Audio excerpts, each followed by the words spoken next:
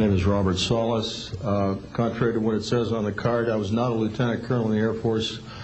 I was in the Air Force active duty after I graduated from the Air Force Academy in 1964 until 1971 and separated as a captain.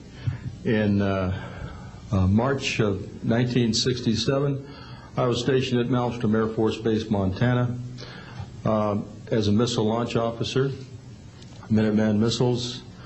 On an early morning of March 16th, 1967, I got a call from my security guard, primary security guard upstairs.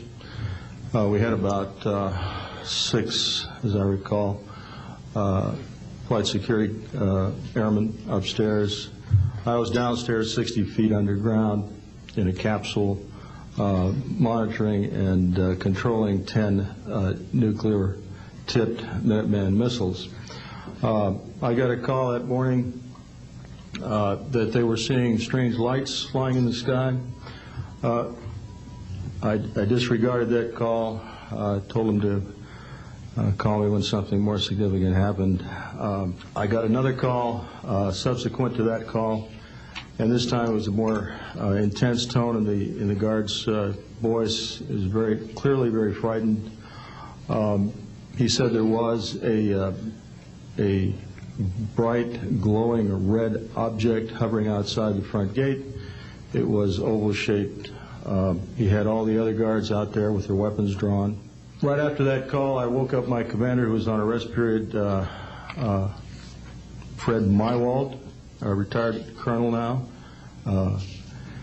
and told him about the phone calls. As I was telling him about the phone calls, my weapons started going down, one after the other.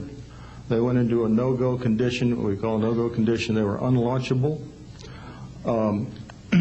We lost somewhere between 6 and 8 weapons that morning within minutes of having received that second phone call of a UFO hovering outside the front gate.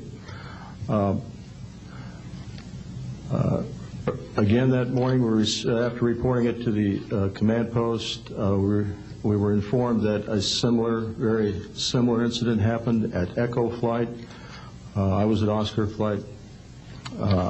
They lost all 10 of their weapons under similar circumstances, very similar circumstances, where UFOs were sighted over the launch facilities. They had maintenance crews and security crews out there that had spent the night, and they were reporting UFOs over those sites. And the commander of that flight was Eric Carlson. He also separated as a captain, and the deputy commander was Walt Fiegel. They retired as a lieutenant colonel.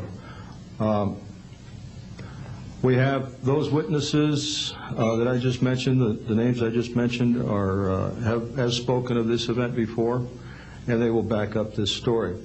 We also have documentation that I received through FOA requests from the Air Force outlining the Echo Flight incident and including in that documentation a reference to UFOs. We have telexes covering this incident, and in one telex it says the fact that no apparent reason for the loss of 10 missiles can be readily identified is cause for grave concern to this headquarters. This was from SAC headquarters. So we've got those telexes. I've got about 12 witnesses that'll verify parts of this story, including of a man who investigated the incident afterwards for the Air Force, and you'll hear a little bit more about that from the next witness.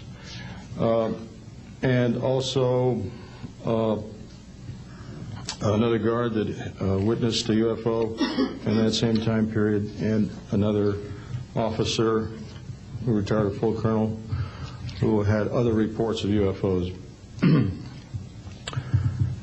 Ancillary to that, excuse me, I've got the complete report on a Minot, North Dakota incident. That was Minot Air Force Base, North Dakota, which happened in August of 1966, very similar UFOs sighted over missile silos, and also a UFO incident that was investigated by the Air Force immediately after our incident within a week. I'm willing to testify to the truth of all these matters that I've spoken about in front of Congress under oath. Thank you.